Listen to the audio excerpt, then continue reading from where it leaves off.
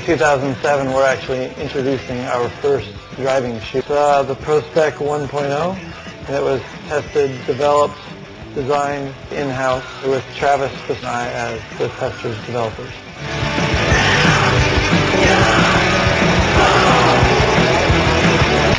I started rally racing, or actually rally driving, when I was about 10, and just pretty much the construction site. Basically, I've been a motorsports enthusiast since I was a little kid. When I got a chance to drive a world rally car, and since that moment I've just been waiting for the opportunity to get in one. When I actually had the opportunity to go try and race with Travis, I jumped at it. When Ken Block came to me and said, hey, we'd like to start a program. When we signed him in summer 2004, I told his agent, hey, I want to go try and race with him. I think it'd be really fun. It'd be a dream come true for me. He said the cat race rally, and everyone's like, oh, ha, ha, yeah, that'll be funny. Yeah, let's see if he can drive. The guy can drive.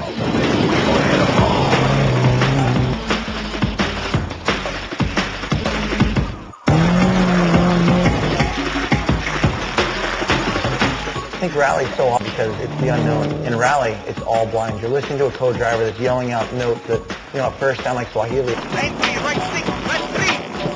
And now it's about visualizing the course before you've ever seen it. This is the one motorsport I relate to the most because for me this is the closest sport really with cars that relates to, jumping, sliding, a dirt bike.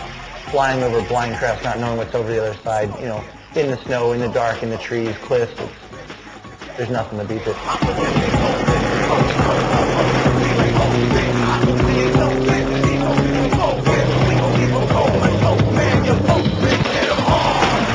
Being just a little over 2 years into the sport, we're sitting first and third in the U.S. Rally Championship. I ended up being the Rookie of the Year last year and fourth overall in the championship. This year's X Games had a little bit of luck. I mean, McRae rolled the car and cost him about 2 seconds, enough for me to slip in for a gold medal in rally. Everyone's just kind of shit going, how is this working? And I think it's just, from the background from motocross, both of us riding a lot, and, Ken coming from everything else with snowboarding and, skate. It's been an interesting ride, and I've done a lot better than I ever would. And then to end up as the factory Travis this year, it's been an honor and quite a challenge, but very fun.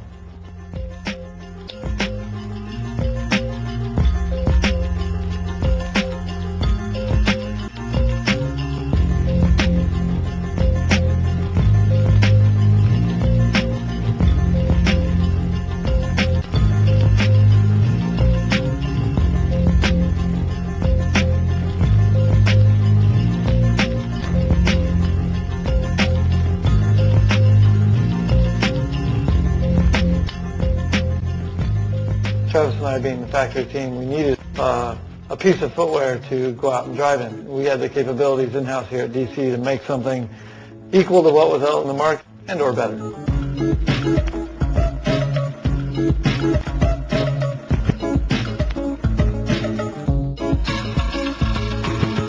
I think the biggest thing for a rally shoe, especially these shoes right here, is the DCs are really comfortable. A shoe all day long. Sometimes you could wake up at 7 in the morning and you don't finish until 2 or 3 and then the next morning. And a lot of the driving shoes out right now, they have pretty good feel of the pedals and everything, but it's difficult to get around and not feel like you're getting blisters and have to take them off. So we had to make a shoe that basically was standing on all day. Therefore, we took a very thin rubber sole with plenty of traction and put in a midsole with an actual heel cushion. So that be it that we're standing around or waiting to go into a stage or dealing with mechanics, doing whatever we do during the day, our feet aren't killing us. Part of our technology that we use in our skate shoes is a system called drop-in cushioning, and we've applied that to the shoe. So inside this very thin rubber out is this very thin cushioning system. This gives you a lot of comfort for standing around all day, but also still a lot of pedal feel. The added bonus is nice sorbitane cushioning gel that sits in the heel. Your ankle to sometimes hit when driving and racing. We actually have a lot of cushioning in the whole ankle area and in the tongue area. So you're able to actually cinch the shoe down well with the lacing and the ankle strap and not have any issues with the ankles bumping together in the footwell. Depending on how tight people lace the shoe, there tends to be leftover laces. I found that to be a mental hazard. I didn't like these laces flopping around and getting hooked on the pedal or the other shoe or whatever. So I actually had them create a lace pocket right here on the tongue. So once you actually tie up the shoe, you can actually take the leftover lace and tuck it right in here on the tongue, and therefore you don't have any laces flopping around inside the footwell.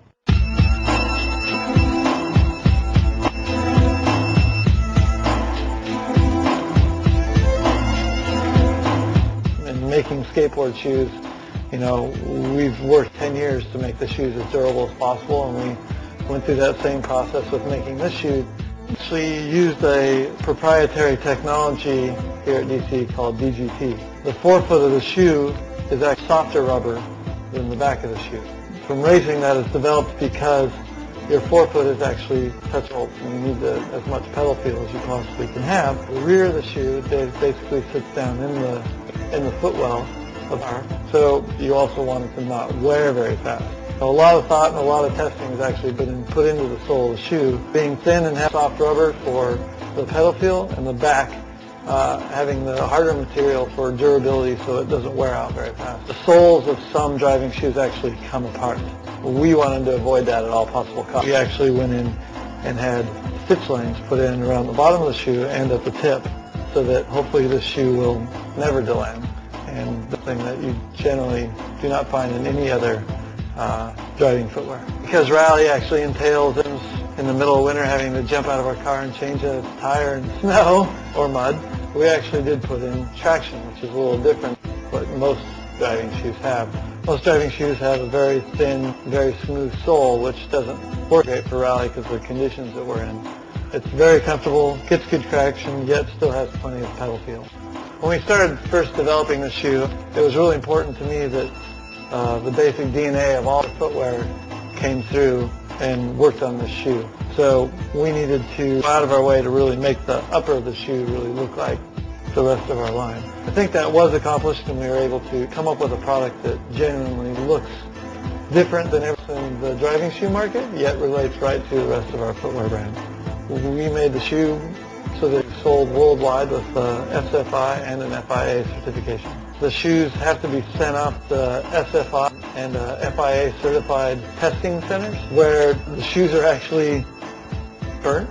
Once your shoe dries for a certain amount of time that it can resist the fire, then they actually give you a nice certification that says that your shoe is certified to be able to use in race competitions. A lot of driving footwear is actually suede, which is a very good, durable, fire-resistant material, but also so nice leather. So we actually opted for a nice leather because we're in and out of the car, 8 to 10 times a day in dirt, mud, snow, that type of thing. We want the product to look good for a long time. So with the nice, smooth leather, you're able to, the product and easily wipe it down and have it look fairly new again really easily.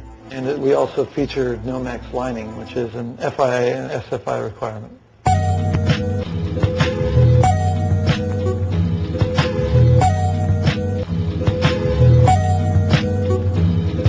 Above and beyond anything else, the most important aspects of a rally shoe has to be the feel on the pedals. You have, exact feel. You have to get feedback from what the pedals are doing with the brake and the gas, and being able to shift back and forth, left foot braking, heel toe. But above that, they have to be comfortable, and I think that's what DC shoes really came out with here. Is a comfortable, good fit that really allows you to feel the pedals well. When it comes to the award ceremony in the evening, the drivers, they come in, they're taking their shoes off, and Ken and I, we're still wearing our shoes. They're looking at us like, man, wear a driving shoe that long. They're definitely getting a buzz. Everyone's been asking if they can get them, so now you can.